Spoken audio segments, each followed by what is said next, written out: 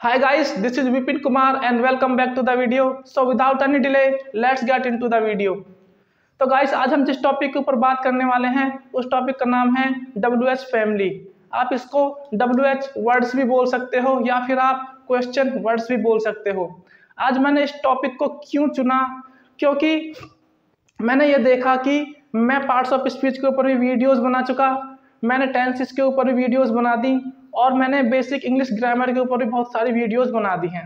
But अभी तक मैंने WH फैमिली या फिर WH वर्ड्स के ऊपर कोई वीडियो नहीं बनाई है, ताकि आपको ये तो पता चले कि हम क्वेश्चन कैसे करते हैं और उनका आंसर कैसे देते हैं।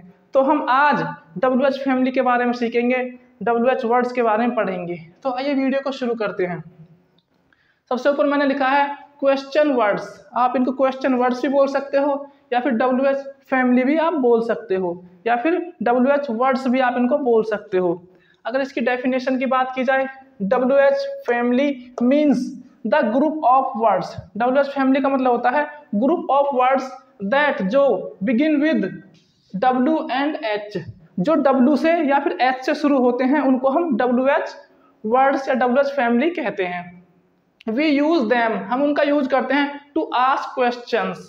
हम इनका क्वेश्चन पूछने के लिए इनका यूज करते हैं। एंड गेट स्पेसिफिक आंसर, और एक स्पेसिफिक आंसर गेट करते हैं, प्राप्त करते हैं। They are also called questions word. इनको हम क्वेश्चन वर्ड्स के नाम से भी जानते हैं। अब ये होते क्या हैं आपको पता होगा, what, where, when, why, who, whom, which, ये सारे के सारे हमारे WH वर्ड्स हैं, आप काफी अच्छे से जानते हो। अगर इसके फॉर्मूले की बात की जाए, WH वर्ड का जो फॉर्मूला होता है, सबसे पहले WH वर्ड आता है, ओके। उसके बाद हमारी हेल्पिंग वर्ब आती है। हेल्पिंग वर्ब क्या होती है? Is, am, are, was, were, do, does, did, ये हमारी हेल्पिंग वर्ब होती है। हेल्पिंग वर्ब के बाद हमारा सब्जेक्ट आता है। ये इसका फॉर्मूला बता रहा हूँ मैं आपको, किसी भी रूल के लिए आप इसको अप्लाई कर सकते हो। उसके बाद हमारी वर्ब आती है अकॉर्डिंग टू रूल, जो भी आप टेंस पढ़ोगे उसके अकॉर्डिंग वर्ब आएगी। फिर उसके बाद हमारा सब्जेक्ट आता है, ओके। ये यूनिवर्सल फॉर्मूला बता रहा हूँ जो सभी में लागू होगा। अगर इसको शॉर्ट में लिखें तो मैंने WH वर्ड को WH लिख दिया है, हेल्पिंग वर्ब को H भी लिख दिया है हेल्पिंग वर्ब, और सब्जेक्ट को मैंने S लिख दिया है, और वर्ब को मैंने V लिख दिया है, और ऑब्जेक्ट को मैंने O लिख दिया है। ये इसका शॉर्ट रूप मैंने इसका यहाँ पे लिख दिया है। अब देखिए, what do you eat. What do you eat, आप क्या खाते हो, what do you eat. Where is your bag, आपका बैग कहाँ पर है। वाई डिड शी क्राई, वह क्यों रोई, वह क्यों चिल्लाई या वह क्यों रोई। यहाँ पर हमने WH वर्ड व्हाट यूज किया है, यहाँ पर WH वर्ड हमने वेयर यूज किया है, और यहाँ पर WH वर्ड हमने वाई यूज किया है। तो दोस्तों मैंने यहाँ पर WH वर्ड्स की एक लिस्ट बनाई है। इसमें मैंने बताया है आपको कि यहाँ पर तो मैंने WH वर्ड्स लिखे हैं, फिर मैंने इसमें बताया है आपको कि इन वर्ड्स का हम मतलब क्या होता है, इनकी मीनिंग क्या होती है, किस लिए यूज करते हैं। यहाँ पर मैंने इनका मतलब बताया है, फिर यहाँ पर मैंने एग्जाम्पल भी दिए हैं आपको, एक एक एग्जाम्पल दिया है। जैसे कि पहला वर्ड्स मैंने यहाँ पे लिखा है वॉट। अब वॉट का मैंने यहाँ पे मतलब बताया है नेम। वॉट का मतलब बताया है नेम या थिंग्स। जैसे हमें किसी भी चीज का नाम जानना हो, ठीक है, मैंने कहा, यहाँ पर मैंने एग्जांपल दिया है, व्हाट इज योर नेम, आपका नेम क्या है, okay. What are you eating, आप क्या खा रहे हो, तो मैं किसी चीज का नाम जानना चाह रहा हूँ, व्हाट आर यू ईटिंग, किसी वस्तु के बारे में, थिंग के बारे में जानना चाह रहा हूँ, ठीक है। व्हाट डू यू डू, आप क्या करते हो। तो इसलिए जहां पर हमें किसी चीज का नाम जानना हो या थिंग्स या कोई वस्तु जाननी हो, किसी वस्तु का नाम जानना हो, तो वहां पर हम व्हाट का यूज करते हैं, क्लियर। उसके बाद मैंने व्हाट हो गया, उसके बाद हमने लिया है वेयर।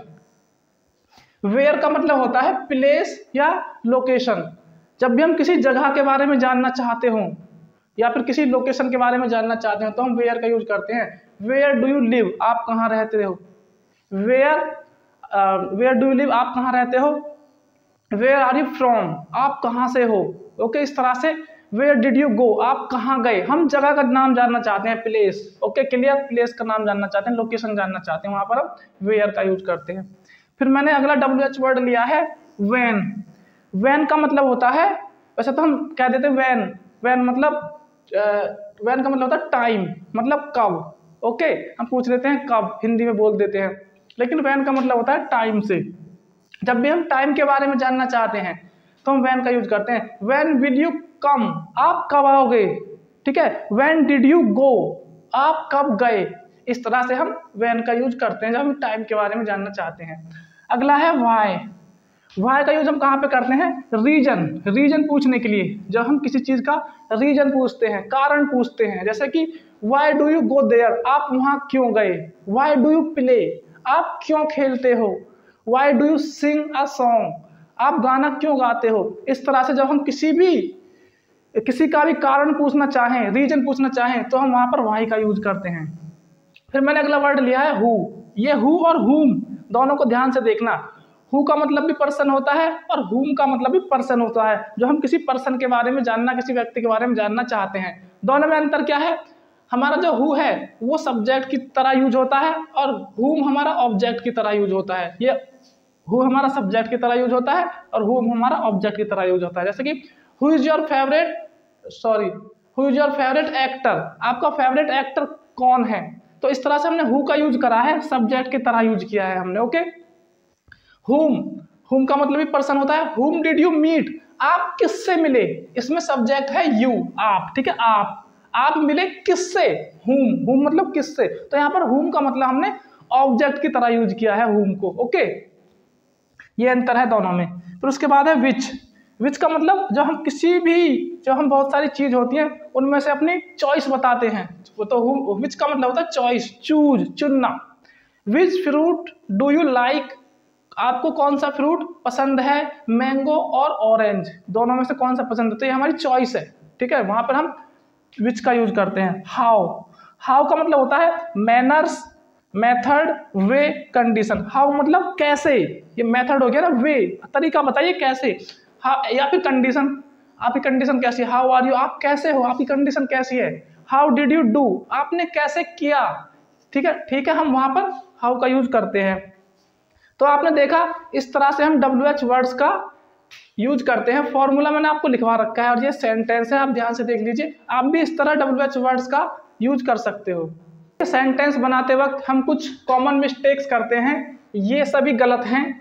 जैसे व्हाट यू आर डूइंग, ये गलत है। व्हाट यू आर डूइंग ये गलत है। हमेशा आपको ध्यान रखना है, सबसे पहले WH वर्ड्स आता है, उसके बाद हेल्पिंग वर्ब आती है। तो what are you doing, so what are you doing ये सही है, व्हाट यू आर डूइंग गलत है, क्योंकि WH के बाद हमेशा हेल्पिंग वर्ब आती है, यानी कि सब्जेक्ट नहीं आता। अभी मैंने फॉर्मूले में जो आपको बताया था। उसके बाद वेयर ही लिव, ये भी गलत है, ये सही है। वेयर डज ही लिव, वह कहाँ रहता है, क्योंकि WH के बाद हमारी हेल्पिंग वर्ब आती है। वाई यू लेट, ये भी गलत है, क्योंकि WH के बाद डायरेक्ट सब्जेक्ट नहीं आता। WH वर्ड के बाद हेल्पिंग वर्ब आती है। यहाँ पे भी हेल्पिंग वर्ब हमने यूज की है, तो इसलिए ये ठीक है। तो इसलिए आपको ध्यान रखना है कि WH वर्ड के बाद हमेशा हेल्पिंग वर्ब आता है, उसके बाद फिर सब्जेक्ट यूज करते हैं हम, फिर उसके बाद हम वर्ब यूज करते हैं, फिर उसके बाद ऑब्जेक्ट यूज करते हैं। एक बार फिर से मैंने आपको फॉर्मूला बता दिया। ओके, ध्यान रखना इस बात को, ये फॉर्मूला है, ये हमको फॉलो करना है जब भी आप इंटरोगेटिव सेंटेंस बनाओगे। तो दोस्तों मैंने WH के बारे में आपको काफी कुछ बता दिया, लेकिन एक बात और आपको जाननी जरूर है कि इंटरोगेटिव हमारे दो तरह के होते हैं। एक इंटरोगेटिव वो होते हैं जो WH वर्ड से शुरू होते हैं, वो तो मैं आपको बता चुका। लेकिन एक तरह के और इंटरोगेटिव होते हैं जो WH से शुरू नहीं होते, जो हेल्पिंग वर्ब से शुरू होते हैं। और वे इंटरोगेटिव जो WH से शुरू होते हैं उनका आंसर हम यस और नो में नहीं दे सकते, लेकिन वो इंटरोगेटिव जो हेल्पिंग वर्ब से शुरू होते हैं उनका आंसर हम यस और नो में दे सकते हैं। ध्यान से देखिए, यहाँ पर ये हमारा हेल्पिंग वर्ब से शुरू हो रहे हैं interrogative. Do you play cricket, इसका मतलब है क्या आप क्रिकेट खेलते हो, ठीक है। तो इसका हम आंसर यस और नो में दे सकते हैं। आपने बोल दिया यस, बस इसका आंसर हो गया, या फिर नो बोल दिया नहीं। लेकिन यहाँ पे देखिए, why do you play cricket, आप क्रिकेट क्यों खेलते हो, इसका आंसर हम यस और नो में नहीं दे सकते। तो आपको रीजन बताना होगा आप क्रिकेट क्यों खेलते हो। ओके, फिटनेस के लिए खेलता हूँ, इस तरह से कुछ ना कुछ बताना होगा। Did you go to market, क्या आप मार्केट गए, आप यस और नो में आंसर दे सकते हो। आपने कह दिया यस, हो गया आंसर पूरा, या आपने कह दिया नो, हो गया आंसर पूरा। लेकिन why did you go to market, आप मार्केट क्यों गए, इसका आंसर यस और नो में नहीं दे सकते, रीजन बताना होगा क्यों गए, सामान खरीदने के लिए गए थे। Okay, will you watch movie, क्या आप मूवी देखोगे, इसका आंसर यस और नो में हो जाएगा यस या फिर नो। लेकिन where will you watch movie, आप मूवी कहाँ देखोगे, इसका आंसर यस और नो में नहीं हो सकता, आपको रीजन बताना होगा, आपको जगह बतानी होगी मैं कहाँ पर देखूंगा। Okay, is she cooking food, क्या वह खाना पका रही है, इसका आंसर यस और नो में हो सकता है यस, हाँ और नो नहीं, यस और नो में आंसर दे सकते हो। लेकिन where is she cooking food, वह खाना क्यों पका रही है, आपको बताना होगा किचन में पका रही है या फिर कहाँ पर पका रही है। तो मैं आपको एक बात समझाने की कोशिश करता हूँ, दो तरह के हमारे इंटरोगेटिव होते हैं। एक इंटरोगेटिव वो जो WH वर्ड से शुरू होते हैं, ये देखिए WH वर्ड से शुरू हो रहे हैं, WH वर्ड से शुरू होने वाले वाक्य हैं ये, ठीक है। और ये WH वर्ड से शुरू नहीं, ये हेल्पिंग वर्ब से शुरू हो रहे हैं। इनका आंसर हम यस और नो में दे सकते हैं। अगर मैं सिर्फ यस लिख दूं तो इसका आंसर हो गया, do you play cricket, yes. लेकिन इनका आंसर यस और नो में नहीं दे सकते, इनका रीजन बताना पड़ेगा। और जो हेल्पिंग वर्ब से शुरू होते हैं, जब हिंदी बनाते हैं इनकी, तो कब, कहाँ, क्यों, कैसे, इनकी हिंदी, ये हिंदी में शुरू में लग जाता है। जैसे कि डू यू प्ले क्रिकेट, इसका मतलब क्या आप क्रिकेट खेलते हो, तो क्या शुरू में आ गया।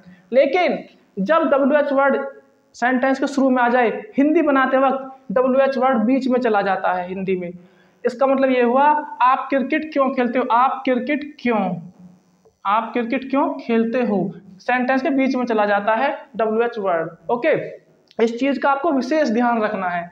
जो मैंने फॉर्मूला बताया है आपको, सबसे पहले हम WH वर्ड लिखेंगे, उसके बाद हम हेल्पिंग वर्ब लिखेंगे, फिर उसके बाद हम सब्जेक्ट लिखेंगे, फिर उसके बाद वर्ब लिखेंगे, फिर उसके बाद हम ऑब्जेक्ट लिखेंगे। मान लो WH वर्ड नहीं है, किसी सेंटेंस में WH वर्ड नहीं है, तो इसको काट दो, फिर हेल्पिंग वर्ब से हमारा सेंटेंस शुरू होगा। ओके, इस तरह से ये बातें आपको ध्यान रखनी है। तो दोस्तों, मैं आशा करता हूँ आपको ये वीडियो काफ़ी अच्छी लगी होगी। आप वीडियो में लास्ट तक बने रहे, उसके लिए बहुत बहुत धन्यवाद। प्लीज़ आप इस वीडियो को ज़रूरतमंदों के पास शेयर ज़रूर कीजिए ताकि उनकी हेल्प हो सके, और आप चैनल को लाइक, शेयर, सब्सक्राइब भी कीजिए ताकि मुझे मोटिवेशन मिल सके। Thank you so much for watching this video.